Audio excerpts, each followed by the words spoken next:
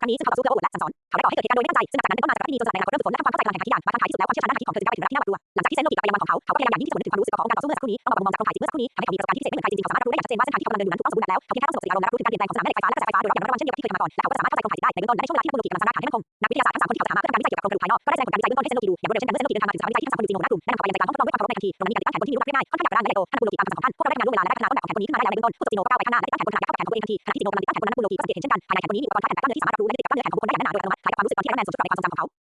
48 ฟีเจอร์ไทเกอร์มาแล้วบทที่48ฟีเจอร์ไทเกอร์มาแล้วอย่างไรก็ตามแผนคนนี้มีขนาดใหญ่เกินไปจริงๆหลังจากสงสัยแล้วมันดูมีขนาดประมาณครึ่งหนึ่งของร่างกายของซีโนทั้งหมดทำให้ดูธรรมะในขณะที่ซีโนได้แสดงความสามารถของตนให้เซนโลกิเห็นอย่างภาคภูมิใจกับสายแขนกลและพิเศษในการเห็นรูปทรงทางไฟเซอร์ได้อย่างง่ายดายจากการด้วยการโจมตีครั้งแผ่นเหล็กนาทูบอลและเสียงรูปทรงอย่างรุนแรงหลังจากจบการสาธิตซีโนถามด้วยสีหน้าภาคภูมิใจว่าท่านนักบุญโลกีท่านคิดอย่างไรกับประสิทธิภาพของแผนคนนี้เมื่อเห็นเช่นนั้นนักบุญโลกีก็ถามขึ้นทันทีว่าสามารถลดขนาดให้เล็กลงไปได้อีกไหมตัวอย่างเช่นให้ความหนาเมื่อประกอบเข้ากับแขนแล้วเกือบจะเท่ากับแขนเดิมพอได้ยินเช่นนั้นสีหน้าของซีโนก็เปลี่ยนไปทันทีเขาตอบกลับไปตรงๆว่าท่านนักบุญโลกีถ้าต้องการย่อขนาดถึงระดับนั้นโครงสร้างและการทำงานของแผนคนนี้จะต้องถูกออกแบบใหม่ทั้งหมดในกรณีนั้นประสิทธิภาพของมันคงจะแย่ลงมากอย่างมากก็ต้องใช้ได้แค่ยกของหนักเท่านั้นอย่าพูดถึงแผ่นเหล็กเลยมันคงถึงสะก้อนยังไม่ได้เลยอย่างไรก็ตามดวงตาของเซนโลกิเป็นประกายเมื่อได้ยินเช่นนั้นและเขาก็ตัดสินใจในทันทีว่าถ้าอย่างนั้นนี่แหละคือสิ่งที่ฉันต้องการคุณควรทำการวิจัยและพัฒนาไปในทิศทางนั้นเมื่อได้ยินเช่นนั้นซีโนก็ถึงกับอึ้งไปเลยเขาคิดว่าเซนโลกิอยากได้รูปภาพที่มีประสิทธิภาพไว้กว่าเล็กน้อยแต่เรื่องนี้นี่ไม่ใช่แค่แย่ลงเล็กน้อยแต่มันแตกต่างกันอย่างสิ้นเชิงที่จริงแล้วเขาต้องการสิ่งที่แย่กว่านั้นอีกเหรอสิ่งที่ไม่สามารถแม้แต่จะถูกพิมพ์ให้แตกได้จะมีประโยชน์อะไรนอกจากเป็นของเล่นเด็กหลังจากนักบุญโลกิจากไปอาริตาเบสก็รีบมารวมตัวกันและถามซีโนว่าเป็นยังไงบ้างนักบุญโลกิพอใจกับผลลัพธ์ของเราไหมเมื่อได้ยินว่าคำตอบของเซนโลกิคือการสร้างของเล่นที่ทำงานได้ยากมากใบหน้าของทั้งสองก็เป็นไปด้วยความผิดหวังเช่นเดียวกับใบหน้าของซีโนก่อนหน้านี้พวกเขาคิดว่ามังกรสวรรค์ผู้มีเอกลักษณ์เฉพาะตัวนี้ต้องการให้พวกเขาสร้างสิ่งมหัศจรรย์และเปลี่ยนแปลงโลกแต่ผลลัพธ์ที่ได้กลายเป็นเพียงของเล่นที่ไร้ประโยชน์อย่างนั้นหรือช่วงขณะที่ทั้งอาริตาเบสต่างรู้สึกพอแท้เล็กน้อยอย่างไรก็ตามซีโนก็ยังพูดว่าเอาอะไรไม่ได้ทำจากนักบุญโลกิเราแค่ต้องทำตามอย่างที่ภาพไปเลยชีวิตตอนนี้ของเราก็ดีพอแล้วไม่ใช่เหรอเมื่อได้ยินเช่นนั้นทั้งสองก็พยักหน้าเยี่ยมๆที่จริงแล้วแต่ที่เซนโลกิช่วยพวกเขาทั้งสามคนออกมาจากเขตธาตุชีวิตของพวกเขาก็เปลี่ยนแปลงไปอย่างสิ้นเชิงตอนนี้พวกเขาเพียงแต่ไม่ต้องกังวลเรื่องอาหารเครื่องนุ่งห่มและที่อยู่อาศัยที่พักอาศัยเป็นของตัวเองและอาหารชั้นเลิศเท่านั้นแต่พวกเขายังมีเวลาพักผ่อนอันนี้ให้อีกด้วยเมื่อเทียบกับชีวิตก่อนหน้านี้ในฐานะที่ไร้ประโยชน์ต้องดำรงชีวิตได้วันๆภายใต้ภัยคุกคามแห่งความตายอย่างต่อเนื่องชีวิตเช่นนี้จะดีกว่าเหลือเกินหลังจากที่ทั้งสามคนประสบความสำเร็จในการทำงานของพวกเขาก็กลับมาอีกครั้งและพวกเขาก็ทำงานร่วมเวลาอย่างเข้มแข็งเพื่อเจ้านายลึกลับของพวกเขาในขณะเดียวกันอีกด้านหนึ่งโดยที่พวกเขาทั้งสามคนไม่รู้เรื่องเลยเรื่องของเส้นสีแดงที่มีความสูงหมื่นเมตรในดินแดนศักดิ์สิทธิ์แม้วิจิโออิสนุราผู้มีผิวหนังเป็นสีแดงทั้งตัวและมีสัญลักษณ์รูปดวงอาทิตย์ขนาดยักษ์อยู่บนหน้าอกค่อยๆโผล่ขึ้นมาจากใต้น้ำทะเลเขามีหน้าขึ้นมองหน้าผาสูงขนาดใหญ่ที่สุดของเส้นแดงในดวงตาของเขามีความเปลี่ยนแปลงอย่างเหลือล้นรุนแรงจนสามารถทำให้ทะเลเดือดได้ขอให้ฉันเป็นคนยุติเรื่องทั้งหมดนี้เถอะฟีเจอร์ไทเกอร์กำลังเข้ามาแน่นแล้วกดมือที่อาการของเขาลงบนหน้าผืนแข็งของเขาได้อย่างแน่ๆจากนั้นเขาออกแรงด้วยแขนและขาพร้อมกันกล้ามเนื้ออันทรงพลังของเขาโกรธขึ้นทันทีและเขาก็เกาะขนาดแน่นเหมือนจิ้งจกหลังจากนั้นเขาเริ่มปีนขึ้นไปอย่างช้าๆทีละก้าวสู่ยอดเขาที่อยู่ไกลออกไปโดยต้องทนต่อแรงกดดันมหาศาลไม่มีใครรู้เลยว่าบุคคลผู้มีอำนาจเปลี่ยนแปลงประวัติศาสตร์ของโลกจนสลายได้ปรากฏตัวขึ้นอย่างเงียบๆในขณะที่นักวิทยาศาสตร์ทั้งสามคนหันกลับมาทุ่มเทให้กับงานที่เหมือนจะไร้สาระอีกครั้งซึ่งอย่างไรก็ตามนั่นคือความหวังของพวกเขาที่ได้ชีวิตใหม่นักบุญโลกิก็กลับไปยังมองของตนเช่นกันและยังคงฝึกฝนทนสติต่อไปเขาตั้งวงจรอยู่กับการรับรู้คลื่นแม่เหล็กไฟฟ้าที่อยู่รอบตัวอย่างเต็มที่ในโลกของพระราชวังที่เป็นรูปธรรมได้ไกลถูกแทนที่ด้วยเครือข่ายเสมือนจริงที่พัดเขาขึ้นจากกระแสและสัญญาณนับไม่ถ้วนเขาสามารถได้ยินเสียงอื่นของโคมไฟทุกดวงในวันและมองเห็นกระแสไฟฟ้าชีวภาพจางๆที่เกิดจากกิจกรรมชีวิตของเหล่าข้าราชบริพารทุกคนความรู้สึกนี้เหมือนกับการแต่งตั้งเป็นพระเจ้าผู้ทรงอำนาจเหนือทุกสิ่งสามารถมองเห็นทุกอย่างภายในอาณาเขตของตนได้อย่างไรก็ตามในขณะที่เขากำลังเพลิดเพลินกับความรู้สึกขององค์การควบคุมนี้นั้นสัญญาณรุนแรงและทรงพลังอย่างกระทันหันซึ่งเต็มไปด้วยความรุนแรงและความเกลียดชังและแทรกซึมเข้ามาในขอบเขตการรับรู้ของเขาอย่างฉับพลันสัญญาณนี้ไม่ได้มาจากอุปกรณ์อิเล็กทรอนิกส์ใดๆและไม่ใช่กระแสไฟฟ้าชีวภาพธรรมดามันเป็นออร่าอันเป็นเอกลักษณ์ที่แผ่ซ่อนอยู่มาจากเจตจำนงและพลังชีวิตอันสุดขีดมันกำลังไหลขึ้นอย่างรวดเร็วจากจุดต่ำสุดของเส้นสีแดงดวงตาของเซนโลกิเปิดกว้างขึ้นแสงก็ขึ้นในดวงตาของเขามันมาเร็วกว่าที่ฉันคิดไว้เสียอีกเขาลุกขึ้นเดินไปที่หน้าต่างพระราชวังและมองออกไปยังดินแดนอันสงบเงียบและศักดิ์สิทธิ์ซึ่งเป็นสัญลักษณ์ของอำนาจสูงสุดของโลกเขารู้ว่าชายคนนั้นมาถึงแล้วแต่แล้วก็เป็นเช่นนั้นจริงๆเพียงครึ่งชั่วโมงต่อมาวูเสียงสัญญาณเตือนภัยระดับสูงสุดที่สั่นไหวและรุนแรงได้ทำลายความสงบสุขจอมปลอมที่คงอยู่มานานหลายศตวรรษในแมรี่จีโออิสอย่างฉับพลันทันทีหลังจากนั้นเสียงระเบิดเสียงอาคารทำลายและเสียงปิดล้อมด้วยความหวาดกลัวของผู้คนทำให้ผู้นำต้องมาจากระยะใกล้ดินแดนศักดิ์สิทธิ์ทั้งหมดของแมรี่จีโออิสตกอยู่ในความโกลาหลเหล่าทาสในวังของนักบุญโลกิทั้งหมดต่างตัวสั่นด้วยความกลัวจากเหตุการณ์พลิกผันอย่างกระทันหันนี้ต่างพากันหมอบลงกับพื้นไม่กล้าขยับเขยื้อนไม่นานนักน้องชายของเขาเซนมัสการ์ดก็เดินโซเซเข้ามาหมดแก้วที่สวมอยู่เบี้ยวไปใบหน้าเปื้อนน้ำมูกเต็มไปด้วยความหวาดกลัวพี่ชายเกิดอะไรขึ้นดูเหมือนนะว่าพวกสามัญชนจะบุกเข้ามาจากข้างนอกทำไมคุณถึงตกใจขนาดนั้นนักบุญโลกิเหลือบมองน้องชายที่ไร้ประโยชน์ของเขาแล้วพูดด้วยน้ำเสียงสงบว่า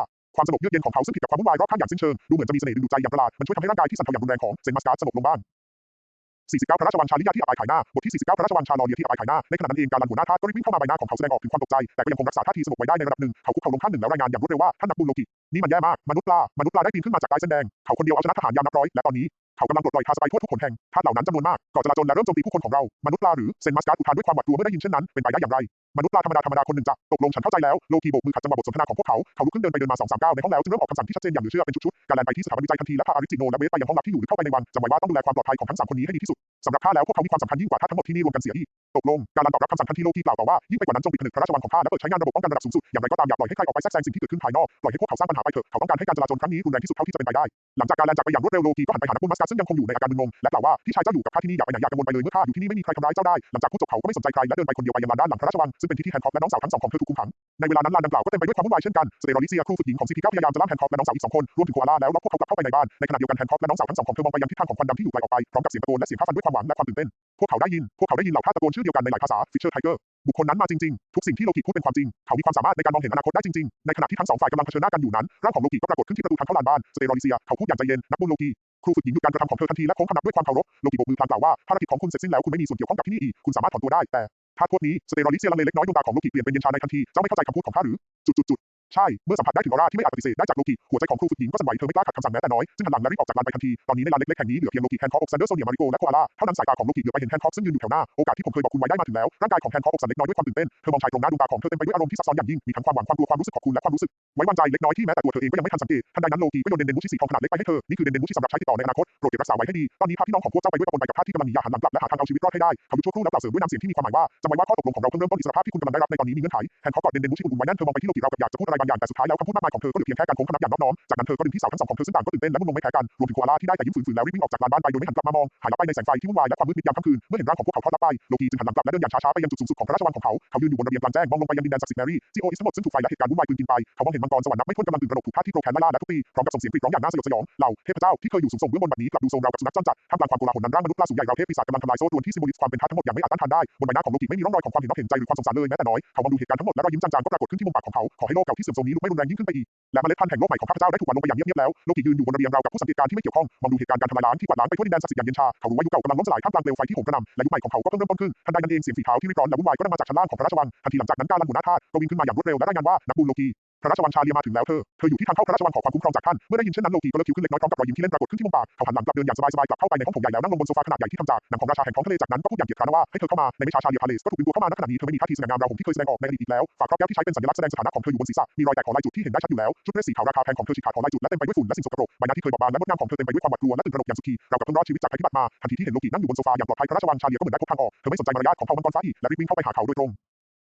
50การพบกันครั้งแรกกับฟิชเชอร์ไทเกอร์บทที่50การพบกันครั้งแรกกับฟิชเชอร์ไทเกอร์เธออ้อนวอนเสียงสั่นเครือด้วยความสะอื้นให้นักบุญโลกิช่วยฉันด้วยได้โปรดให้ฉันได้อยู่กับท่านองครักษ์ของฉันตายหมดแล้วพวกเขาถูกพวกสามัญชนฆ่าตายอย่างไรก็ตามเมื่อเผชิญกับคำขอร้องของเธอโลกีเพียงแค่หยิบแก้วไวน์บนโต๊ะขึ้นมาหมุนแก้วเบาๆใบหน้าของเขาไร้ซึ่งอารมณ์ใดๆเขาพูดด้วยน้ำเสียงเรียบเฉยจนเกือบจะโหดร้ายแล้วไงล่ะมันหมายความว่าทหารยามของคุณไร้ประโยชน์แล้วมันเกี่ยวอะไรกับฉันที่นี่ไม่ใช่ที่ลี้ภัยเมื่อได้ยินคำพูดเหล่านั้นร่างกายของชาเลียพาเลสก็แข็งเทือกทันทีสีหน้าของเธอซีดเผือดในพริบตาและเธอมองโลกิด้วยความไม่เชื่อเธอไม่คาดคิดมาก่อนเลยว่าโลกิจะปฏิเสธเธอในความเข้าใจของเธอไม่ว่าเหล่ามังกรฟ้าจะมีความเห็นไม่ตรงกันมากแค่ไหนพวกเขาก็ควรจะรวมพลังกันต่อสู้กับศัตรูร่วมกันเมื่อเผชิญกับการจลาจลของสามัญชนแต่ชายตรงหน้าเธอกลับไม่แยแสต่อชีวิตและความตายของเธอเลยความหวาดกลัวและความสิ้นหวังอย่างรุนแรงซึ่งรุนแรงกว่าตอนที่เธอถูกฆ่าไล่ล่าเข้าครอบงำเธอในทันทีในตอนนั้นเองตูมประตูหลักสีทองของพระราชวังถูกพังทลายจากด้านนอกอย่างรุนแรงโดยไม่ทันตั้งตัวทันทีหลังจากนั้นทาสประมาณ10 กว่าคนซึ่งติดอาวุธด้วยไม้กระบองดาบและมีดดวงตาของพวกเขาลุกโชนด้วยเปลวไฟแห่งความแค้นก็พุ่งตรงเข้าไปชายร่างใหญ่กำลังเป็นผู้นำพวกเขาและเขาก็เห็นชาเลียพาเลสนอนแผ่หลังอยู่บนพื้นร้องกรีดด้วยความสิ้นหวังและหวาดกลัวทันทีรอยยิ้มที่หยาบคายและโหดร้ายปรากฏขึ้นบนใบหน้าของเขาในทันทีพี่น้องดูสิมีสาวมังกรสวรรค์ชั้นยอดซ่อนอยู่ที่นี่ด้วยวันนี้เรามาทำให้เทพผู้สูงศักดิ์คนนี้ได้ลิ้มรสความทุกข์ทรมานที่เราต้องเผชิญในฐานะทาสกันเถอะโอ้เหล่าทาสที่อยู่ด้านหลังเขาก็ส่งเสียงร้องด้วยความตื่นเต้นเช่นกันพร้อมกับเดินเข้ามาใกล้ทีละก้าวเมื่อมองดูเหล่าทาสที่เหมือนปีศาจเหล่านั้นและได้กลิ่นเหงื่อและเลือดที่โชยออกมาจากพวกเขาสติสัมปชัญญะส่วนสุดท้ายของชาเลียพาเลสก็ขาดสะบั้นไปโดยสิ้นเชิงทันใดนั้นเธอก็หันศีรษะไปและร้องไห้ออกมาอย่างสุดเสียงไปยังชายที่ยังคงนั่งนิ่งอยู่บนโซฟาและมองเธอด้วยสายตาเย็นชาช่วยฉันด้วย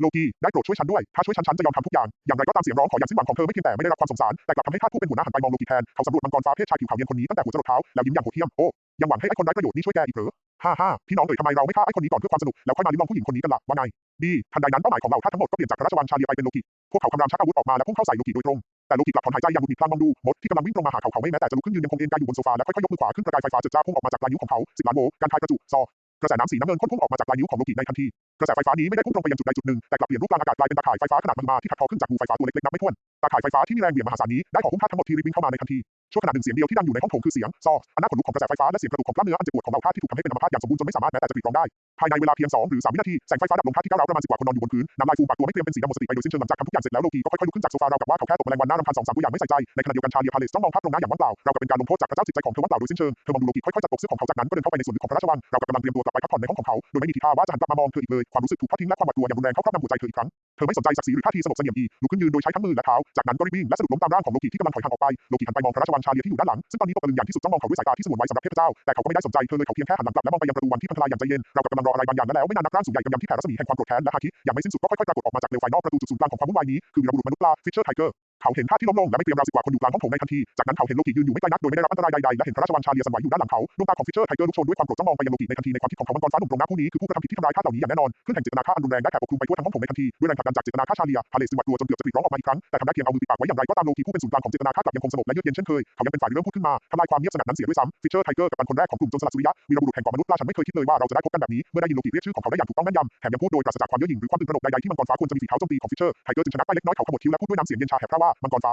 เจ้าดูแตกต่างจากตัวอื่นๆมีความแตกต่างกันมากมายโลกิกล่าวพร้อมรอยยิ้มแต่คำพูดถัดไปของเขากลับทำให้ไทเกอร์ตกใจอย่างมากสายตาของโลกิเหลือบไปมองด้านหลังไหล่ของไทเกอร์ที่มองไปยังเปลวไฟอันไกลโพ้นของแมรี่จีโออิสแล้วถามด้วยน้ำเสียงสงบว่าฟิชเชอร์ไทเกอร์ข้าได้ยินมาว่าความปรารถนาที่แท้จริงของเจ้าที่อยู่ลึกๆเมื่อเจ้าโจมตีแมรี่จีโออิสไม่ใช่แค่การปลดปล่อยข้าเท่านั้นแต่ยังหวังว่าสักวันหนึ่งมนุษย์และเผ่าปลาจะสามารถเข้าใจกันและอยู่ร่วมกันอย่างสันติได้ใช่ไหม